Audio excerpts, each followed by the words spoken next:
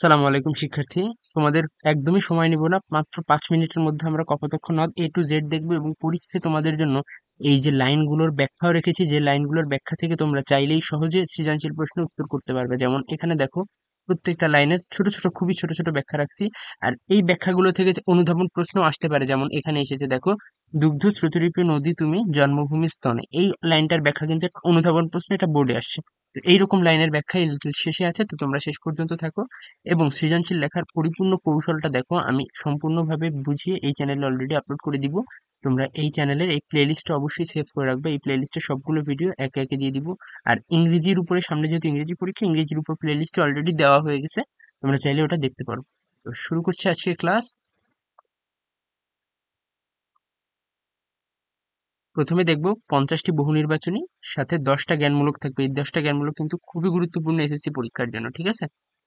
কোনটি মাইকেল মধুসূদন দত্তের অমর কীর্তি? মেঘনাদ বধ কাব্য, এটা অমর কীর্তি তার। বাংলা কাব্যে অমৃতাক্ষরের ছন্দের প্রবর্তক মাইকেল মধুসূদন দত্ত। এটা লেখক পরিচিতি থেকে এমসিকিউ গুলো। আর এই প্রত্যেকটা এমসিকিউ কিন্তু যাচাই বাছাই করার পর দেওয়া হয়েছে, যে গাইড থেকে তুলে দিলাম এমন না। কোনটি সার্থক মহাকাব্য? মেঘনাদ বধ কাব্য, এটা একটা সার্থক কাব্য। কোনটি মাইকেল মধুসূদন দত্তের লেখা প্রহসন? একেই কি বলে সভ্যতা, এটা একটা প্রহসন। বাংলা কাব্যে সনেটের প্রবর্তক করেন কে? মাইকেল মধুসূদন দত্ত। কপোতক্ষ নদ রচয়িতা কে? মাইকেল মধুসূদন দত্ত। মাইকেল মধুসূদন দত্তের জন্ম, এটা গুরুত্বপূর্ণ দেখো, 1824 সালের 25শে জানুয়ারি জন্মগ্রহণ করেন সে। মাইকেল মধুসূদন দত্ত কোন জেলায় জন্মগ্রহণ করেন? খুলনা, যশোর জেলায়। গ্রামের নাম সাগরদাড়ি। আবার এক কোশ্চেন আসছে, হিন্দু কলেজে অধ্যয়নকালে মাইকেল মধুসূদন দত্তের কিসের প্রতি আগ্রহ জন্মায়? এটা হচ্ছে ইংরেজি সাহিত্যের উপরে। মাইকেল মধুসূদন দত্ত কত সালে খ্রিস্ট ধর্মে দীক্ষিত হন? 1842-এ। কপোতক্ষ নদ কি ধরনের কবিতা? চতুর্দশপদী কবিতা। আঙ্গিক বিবেচনায় কপোতক্ষ নদকে কি বলা হয়? একটা সনেট। কপোতক্ষ নদ একটা সনেট। কপোতক্ষ নদ প্রথম 8 চরণের অন্তর্মিল কিরূপ? ক, খ, গ, ক, এই খ নাম্বারটা। আর ষষ্ঠকের অন্তর্মিল হচ্ছে গ, ঘ, গ, ঘ। কপোতক্ষ নদ কবিতায় কোন কাব্যগ্রন্থ অন্তর্গত চতুর্দশপদী কবিতাবলী? কপোতক্ষ নদ কবিতা কবির কি প্রকাশ পেয়েছে? স্মৃতিকাতরতা। কখন মধুসূদন দত্তের নামের আগে মাইকেল যুক্ত করা হয়? খ্রিস্টান ধর্মে জন্মগ্রহণ করে মধুসূদনের আগে মাইকেল যুক্ত করা হয়। পশ্চাতের জীবনের প্রতি আকাঙ্ক্ষা মাইকেল মধুসূদন দত্তকে কোন ভাষায় সাহিত্য রচনা উদ্বুদ্ধ করেছে? ইংরেজি ভাষায়। পাশ্চাত্য মানে কি? পশ্চিম বা ইউরোপিয়ান দিকে তার একটা ঝোঁক ছিল। কোন ভাষায় কাব্য রচনার মধ্য দিয়ে মাইকেল মধুসূদন দত্তের প্রতিভার যথার্থ বিকাশ ঘটেছিল? বাংলা ভাষায়। কৃষ্ণকুমারী মাইকেল মধুসূদন দত্তের কি ধরনের রচনা? এটা একটা নাটক। আর একটা নাটক আছে, সেটা হচ্ছে পদ্মাবতী। দেখো, কৃষ্ণকুমারী, পদ্মাবতী যে কোনো একটা আসতে পারে, ঠিক আছে? মাইকেল মধুসূদন দত্ত কত খ্রিস্টাব্দে মৃত্যুবরণ করেন? 1873। দত্তের সর্বদা কার কথা মনে পড়ে? কপোতক্ষ নদের কথা। এখন এই কবিতার মধ্যে আসছি আমরা। দত্ত কিসের কোলাকল কিসের কলকল শব্দ শুনতে পান? স্বদেশের নদীর বা স্বদেশের নদের স্রোতধারার কলকল শুনতে পান। কপোতক্ষ নদ কবিতায় কপোতক্ষকে কি বলা হয়েছে? দুগ্ধ স্রোতরূপী। কোনটি মধুসূদন দত্তের ভ্রান্ত ছলনা শোনেন? কপোতক্ষের স্রোতধ্বনি শোনেন সে। কপোতক্ষ নদ মধুসূদন দত্তের কি মিটায়? স্নেহের তৃষ্ণা মিটায়। কপোতক্ষ নদের কলকল শব্দ কিসের মতন? মায়া তন্ত্র মন্ত্রধ্বনির মতন। কপোতক্ষ নদ কবিতায় প্রজা বলা হয়েছে কাকে? কপোতক্ষ নদকে প্রজা বলা হয়েছে। সে সাগরকে কি দেয়? ওই জল দেয় কর হিসাবে।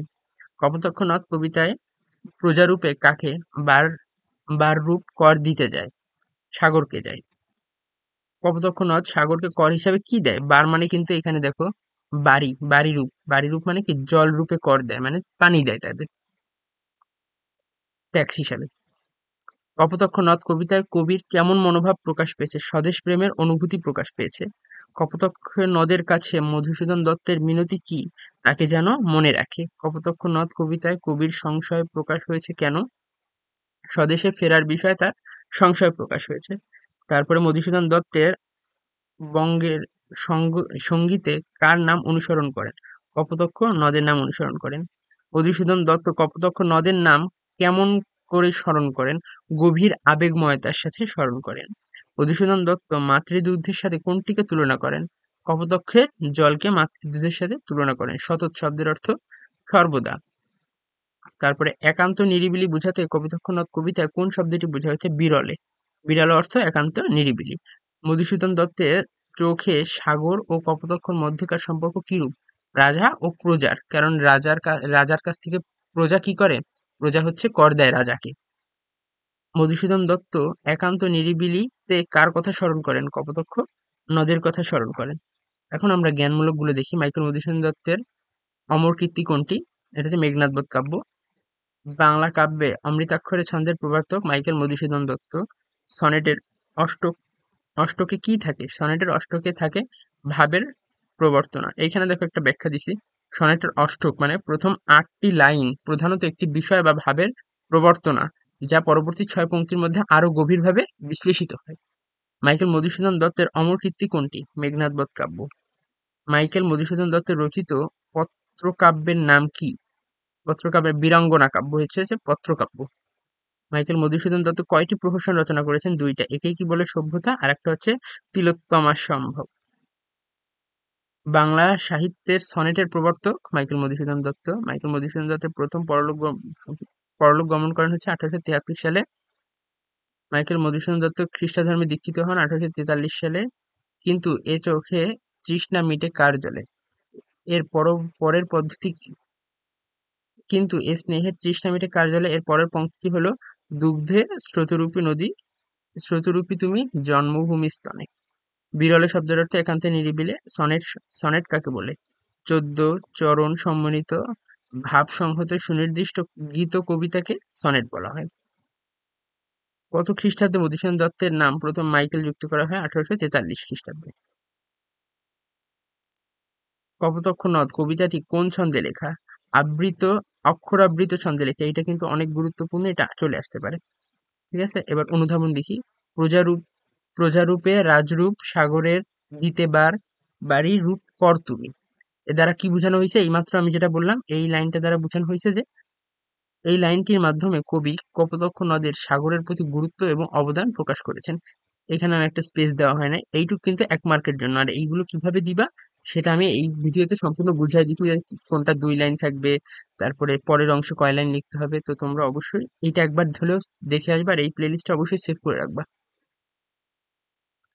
তো তারপরে দেখো, কবি বলেছেন প্রজা রাজাকে কর দেয় এবং রাজস্ব দেয়, তেমনি কপোতাক্ষ নদও সাগরকে কি দেয়? জল দেয়, রাজস্ব প্রদান করে। এটাই। তারপরে কবি স্বদেশের জন্য হৃদয়ের কাতরতা ও বঙ্গবাসীদের কাছে কিভাবে প্রকাশ করেছেন? কবি প্রবাসে থাকাকালীন শৈশব ও কিশোরের স্মৃতিতে মগ্ন হয়ে স্বদেশের জন্য তার গভীর আবেগ প্রকাশ করেছেন। এটাও ঠিক তেমনই। এবং পরবর্তীতে একটা স্পেস হয়ে তারপরে এইটুক হবে। তো এটা আমার মিস্টেক হয়ে গেছে। তার শৈশবে যার সাথে কেটেছিল সেই কপোতাক্ষ নদ এবং মাতৃভূমির প্রতি তার ভালোবাসা আকুলতা প্রবাসে বসে তাকে কাতর করে তোলে। লইছে যে তব নাম বঙ্গের সঙ্গীতে, কি বোঝানো হয়েছে এই চরণটা দিয়ে? দেখছো এরকম কতগুলো চরণ আছে, এই লাস্টের এই 3টাই চরণ। আর এই 3টাই কিন্তু বোর্ডে আসছে। তো চরণের ব্যাখ্যা বোঝা অত্যন্ত গুরুত্বপূর্ণ, তাই আমি এক্সট্রা চরণগুলো নিয়ে আসছি যেন এর ব্যাখ্যাগুলো তোমরা লিখে আসতে পারো প্রপারলি। সতত হে নদ তুমি পরম মোর মনে, সতত তোমার কথা ভাবিয়ে বিরল। কপোতাক্ষ নদ মাইকেল মধুসূদন দত্তের সাগরদাড়ি গ্রামের পাশ দিয়ে বয়ে যাওয়া একটি নদ। শৈশবের নানা স্মৃতি কবির মনে ভিড় করে, ফলে কবি যখন ক্লান্ত নিরিবিলি থাকে তখন নদের কথা ভাবেন, এইটাই বোঝানো হয়েছে। সতত যেমতি লোক নিশার স্বপনে শোনে মায়া মন্ত্রধ্বনি, এটা কিন্তু মন্ত্রধ্বনি শোনা যায়, একটা এমসিকিউ তো আসছে অলরেডি। তব কলকলে জুড়ায় এ কান আমি ভ্রান্তর ছলনে।